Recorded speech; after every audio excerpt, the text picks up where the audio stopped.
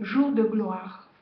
Paroles et musique de Yan Yang Yang en 1958.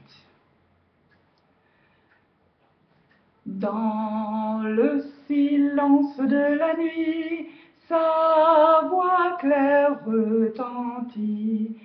Sa parole de vie nous arrache à la mort.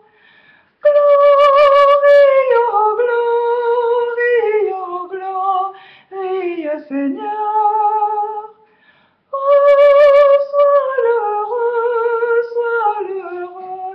Sois-le dans ton cœur, donnant tous tes biens avec le Seigneur, avec Dieu, partageant l'amour et la beauté.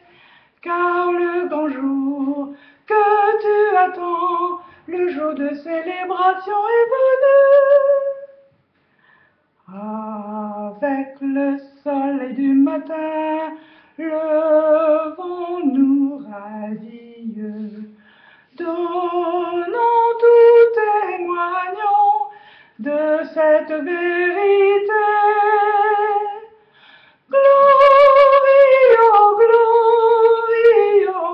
Gloria, Seigneur.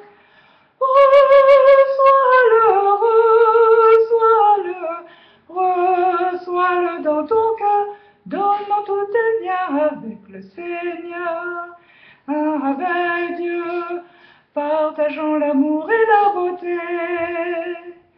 Car le grand jour que tu attends, le jour de célébration est venu.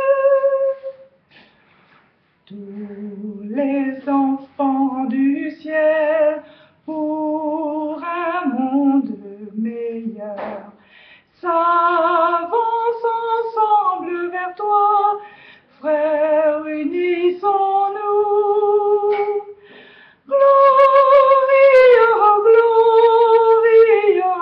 Gloria, Seigneur.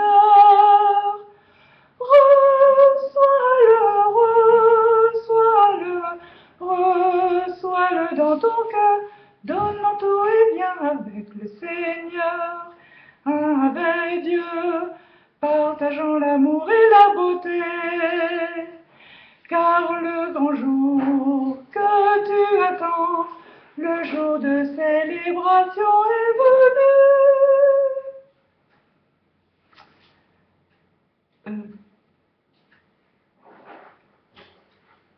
Voilà, je suis encore aux États-Unis, en route maintenant vers l'Afrique. Alors pourquoi l'Afrique? Je veux parler d'un point qui est souvent qui semble tenu secret, mais qui est très compréhensible. C'est que bien que béni, marié sous la bénédiction de Sun Myung Moon, nous ne sommes absolument pas prisonniers les uns des autres, et que pour des raisons personnelles, quel que soit leur chemin personnel, les uns et les autres ont choisi d'abandonner et de partir ailleurs. Donc moi j'ai expérimenté cette situation où j'ai en 78 j'ai donc été bénie avec quelqu'un qui, je l'ai su plus tard, avait choisi de ne jamais avoir de famille ou d'enfant parce que son enfance à lui avait été tellement dramatique qu'il était convaincu qu'il ne saurait jamais prendre soin d'une famille et encore moins prendre soin d'enfants. Et quand il a réalisé ce à quoi il avait dit oui avec le mariage béni par Sun Myung Moon, il a eu peur, et il a tellement eu peur qu'il est parti en oubliant de partager, parce qu'ensemble on aurait pu trouver des solutions. Et j'ai eu l'occasion de rencontrer d'avoir des nouvelles de cette personne il n'y a pas si longtemps. Et effectivement, il s'est très vite marié quand il est parti, avec une partenaire qui, je lui ai montré combien Dieu avait pris soin de lui, parce qu'une partenaire qui a accepté de ne jamais avoir d'enfant, mais qui a toujours été là pour lui. Et lui-même m'a dit, je comprends que ce n'est pas Dieu qui m'a quitté, mais c'est moi qui ai quitté Dieu. J'ai dit oui, et malgré tout, Dieu continue toujours à nous protéger et à nous bénir, quels que soient les chemins que l'on prend.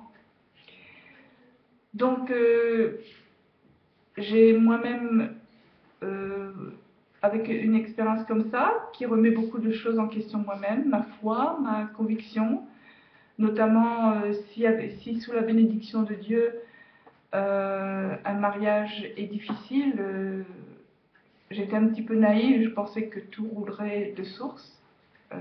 Évidemment, ce n'est pas comme ça. Mais j'ai quand même, donc au bout de plusieurs mois de réflexion, j'ai désiré renforcer ma confiance en demandant à Révérend Moon de me conseiller. Et ce n'est que 10 ans plus tard que j'ai pu rencontrer quelqu'un, toujours dans le contexte de l'église de l'unification. Et c'était d'autant plus émouvant que c'est un Africain et que sans avoir d'a priori, je n'avais aucune idée de quel genre de personne je voulais. Mais mon expérience m'avait amené à dire et à prier, je dis toujours à Dieu, si tu me redonnes la chance, je voudrais une situation où je peux grandir mon cœur. C'était le plus important. Et surtout aussi que peu m'importer que la personne soit un académicien ou un jardinier ou un professeur, ou peu importe. Ce que je disais à Dieu, je souhaite que mon mari ait plus la foi que moi-même. Et c'est vraiment ce que j'expérimente, ce que j'ai découvert. Alors il a son fondement personnel dans sa foi musulmane est très forte, et dans sa foi unificationniste est très belle aussi. Et ça a été des moments où, pour moi, où en tant que personne, je me suis sentie un petit peu honteuse de ne pas avoir ce fondement personnel de foi. Mais c'est aussi ce genre de couple que Salman Moon voit que les principes divins ne sont pas quelque chose de religieux, ne sont pas réservés aux religieux seulement, mais c'est vraiment une unification de la vie sur terre comme au ciel. Donc, de cette façon, je suis donc partie en Afrique, au Mali, en Afrique de l'Ouest, plongée dans un environnement entièrement inconnu et différent de tout ce que j'avais jamais expérimenté. Et je vous en parlerai plus la prochaine fois. Merci.